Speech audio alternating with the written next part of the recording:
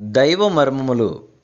సహోదరుడు భక్తి సింగ్ గారి అనుభవంలో దేవుడు ఆయనకు బయలుపరిచిన దైవ మర్మములు. మార్చి 10. అందుకు యేసు, పునరుద్ధానమును జీవమును నేనే.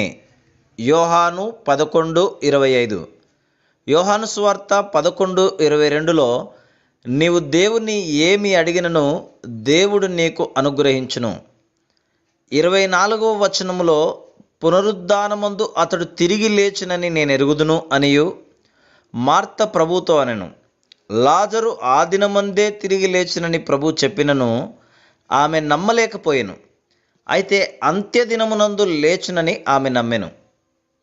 ప్రభువు లాజరును లేపుటకు ముందు మార్త ఆయనతో, ప్రభువా, అతడు చనిపోయి 4 దినములైంది కనుక ఇప్పటికీ వాసన కొట్టునని చెప్పెను. రాయి తీసివేయుడి అని ప్రభువు వారికప్పటికే చెప్పియుండెను. లాజరును బ్రతికించుటకే ప్రభువు చెప్పెనని వారు గ్రహించవలసి ఉండెను. లేని యెడల వారు తీసివేయుడని చెప్పవలసిన కారణమేమున్నది? అయితే వారి విశ్వాసము తేటగా లేదు.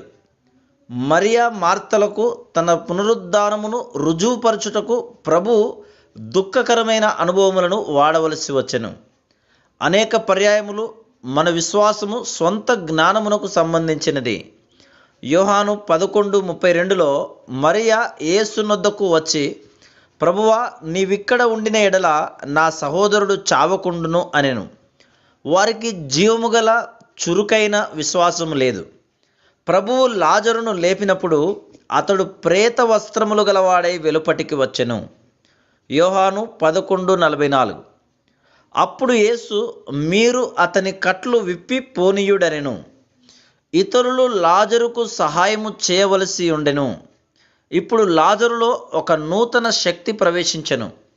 మరియా మార్తలలో కూడా అదే శక్తి ప్రవేశించెను. ఇప్పుడు మార్తా, మరియా, లాజరులు ఒక సంతోష కుటుంబముగా మారిరి. మనము పునరుద్ధాన శక్తిని అనుభవించిన పిమ్మటనే దేవుని ఏర్పాటును తేటగా అర్థం చేసుకొనగలము. Praise the lord.